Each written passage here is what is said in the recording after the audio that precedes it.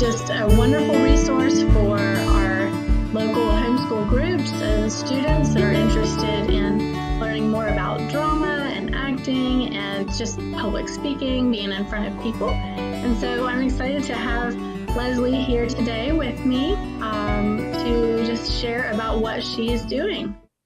So Leslie, tell us a little bit about your program and your company. Okay. I want to thank you, first of all, for having me and having Unite Home having me. I appreciate it a lot.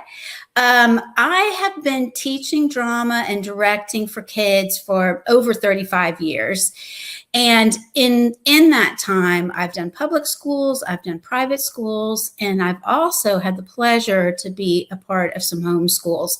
Actually, and I'm not just saying this, one of my very favorite opportunities I had was with a homeschool group and became very close with the families and the kids.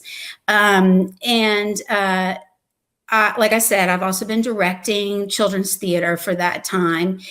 And what I'm really interested in now is doing some more of the private homeschools. I had an opportunity with a good friend of mine. We did, it was called Rising Stars, was preschool shows for preschoolers. And so because we were doing it during the day, we used homeschoolers as our actors. And we started that, oh my gosh, I want to say probably 10, 12 years ago.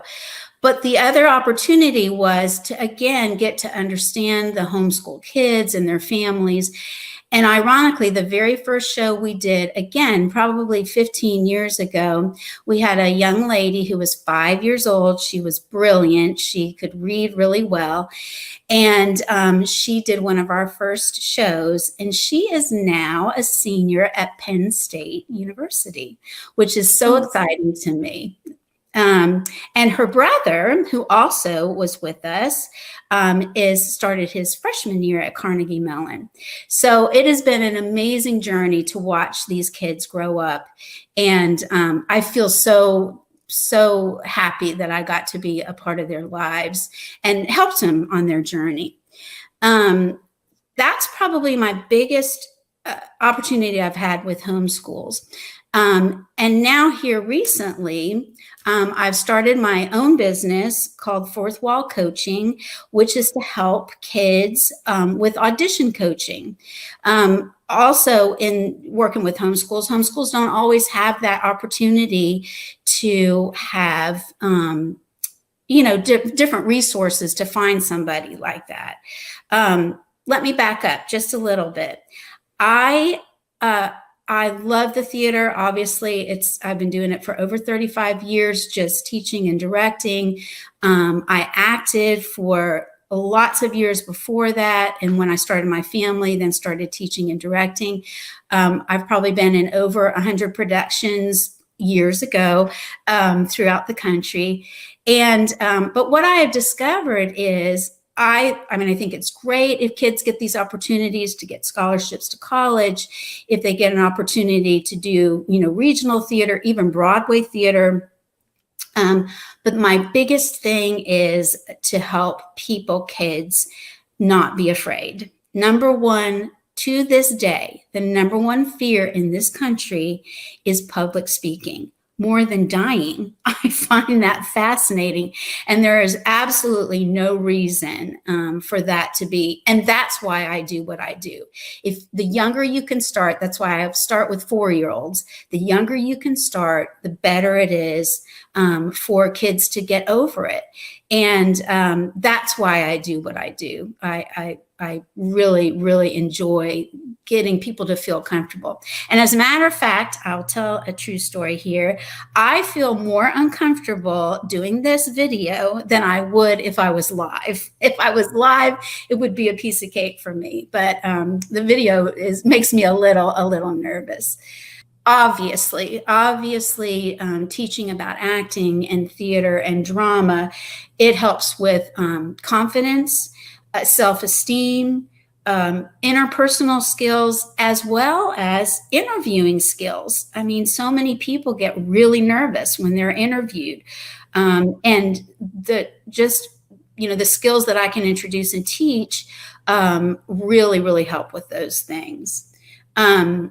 Also, I wanted to say too that if you go to my website, it talks a lot about the private coaching, but there is a separate page for homeschool groups that talks about all the details, and you can get all that information on my website.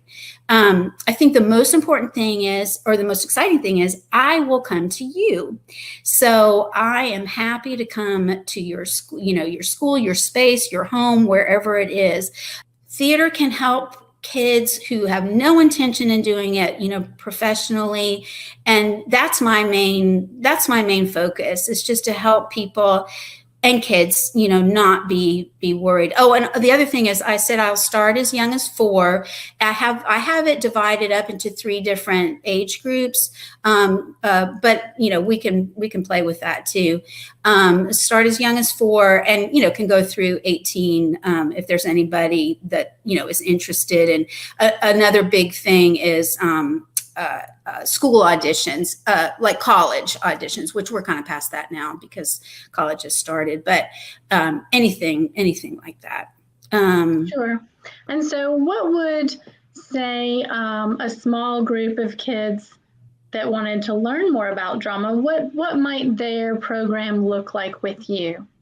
Well, for the preschoolers or the 4 to 6-year-olds, we do a lot, actually with everybody, we do a lot of game playing. And you might think, oh, games, what is that going to do, to help them learn about drama and theater? But that is exactly the tools that you use. If you can free yourself up in these games, then you can free yourself up to do, actual scripts and scenes. So basically, 4 to 6-year-olds, what we do is a lot of outside in learning. It's I shouldn't say it, but it's probably my favorite class to teach because they're so uninhibited, and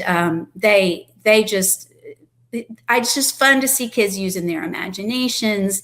And what we'll do a lot of is stories that they're familiar with. I'll either read the story or we'll tell the story. I'll tell the story through a thing I have that's called my magic box, that I'll have figurines in it. And for instance, a good example is The Very Busy Spider. And I'll tell the story with props and talk about the story, and then they'll act it out. And what's great about it is most of them can't read, obviously. So it's storytelling, and it's them using their own words. We'll also do things like fairy tales, or not fairy tales, more stories like The 3 Little Pigs, or, the stories that they're familiar with. And it's amazing. I barely have to do anything. I can just start the story and they'll just start acting it out because they know the characters. So that just helps them, frees them up to use their imaginations. And it's a lot of fun. I was at one time, it's called a wolf trap artist through the Alliance Theater. Again, this is on my resume. And that's kind of where this preschool teaching started. Then the next step would be 7, like first, second, third graders. Again, maybe not the greatest readers. You don't have to be, but we'll do a play, quote unquote, a small script. Something like what I'm working on right now with the group is Charlie and the Chocolate Factory. And that's where they have to start, learning lines, but 9 times out of 10, depending on how long I'm with the kids, they never have to take the script home and memorize it because they end up memorizing it in class, which is also a big thing. Again, more game playing, more advanced. All of the games that I do are professional. They're games that professional actors do. So that would be that kind of first, second, third grade. Then 4th and 5th grade, again, we just become more advanced and might do, what I'm doing with my older kids right now is scene work. And scene work would be 2 kids, working on a scene. And then you can break things down into the actual, words that, beats and acting words that there are. And again, they'll just end up kind of memorizing it again. just depends on how much time we have. And then monologues, which again is a great thing. Monologue is where you just do a speech all by yourself, and that's what you do when you audition for a play. And then another thing that I also put into my classes, I can do this class on its own. I know I've had homeschools interested in this before, is improv classes, which is where you don't have scripts. You just make things up. Again, it's a lot of, interesting game playing, but it's situational. So I would give them a topic or a sentence or something, and then they would go from there, again, using their own words. That really, you can't do much before the 4th grade, just because you just don't have the skills to, really think about making things up on the fly. But I also stress a lot, there's no right or wrong. There's no good or bad. Whatever you come up with, and a lot of kids today are worried about that, about making mistakes. I see it all the time. And there are no mistakes. It's yes and, yes, I'll do this, and this is what happens. So improv is a really big part of what I teach normally, and can also be, a separate class for older kids. High school kids, then again, we can go even further. We can, just like any kind of teaching, the older they get, the more you can delve into it. Sure. I love that you're helping people, whether they're little or older, to get over some perfectionist tendencies. I know for myself, that's one of the things that whether I'm in front of people or online like this, I have to just let it go. And I think that's the same. You're teaching kids that nobody's going to get things perfect all the time. We just do our best and we keep on rolling. That's it. I love that. That's great. Good. Yeah. Great. Anything else that you can think would be pertinent, Angela, to homeschool groups? What would you say to the mom who would love to get her child into some sort of production program, but she's afraid of additional commitment or time requirements of her personally? The parent, you mean? Well, again, in my new business, the Fourth Wall Coach, what I would do is there's many different ways we could do this. But again, if you look at my website, it talks about three individual classes. We also, I would do a phone call with the parent, talk to them, see what they're looking for. And then I would come to you within reason. And actually, I prefer in that situation to not have the parent in the room. I can also give my credentials, that I'm a safe person to work with. But again, that I would not suggest doing much earlier than the 4th grade if you're going to audition for a play or a program.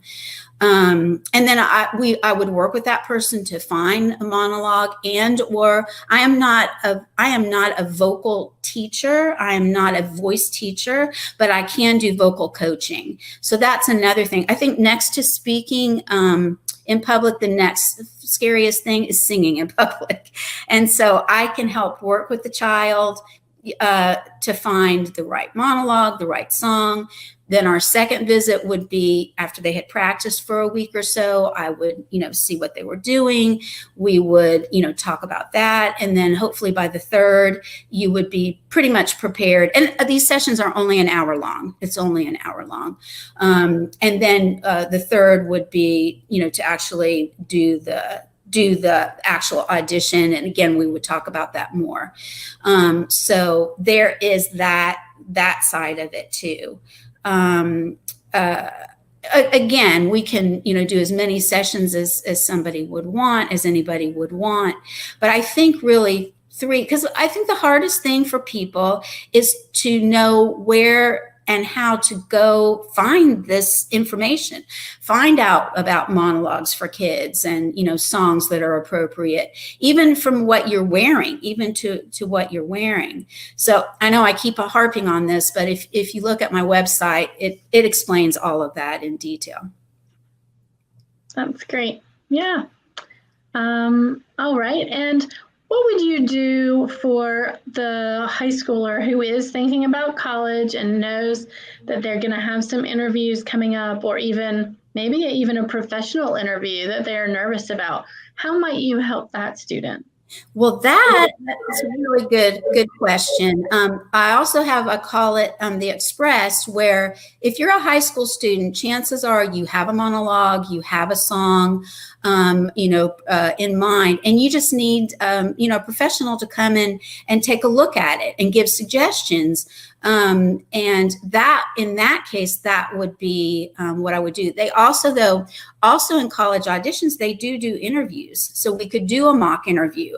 I could pretend to be, or act like the teacher, the director, the program, administrator, whoever it is. And we would do a mock interview, and do the whole audition, singing and acting, not always singing, but the monologue. So that's, again, I know I'm saying it too much, but my website really talks about that too. But it would just be like, I think I call that the Express. So that would be a one-time shot, one time thing. That's great. Well, thank you, Leslie, for coming on with us today. And we look forward to hearing more from you and hopefully working with you in the future. Thank you so much. Yes, thank you. You have a wonderful afternoon. You too. Thanks so much, Angela, for having me.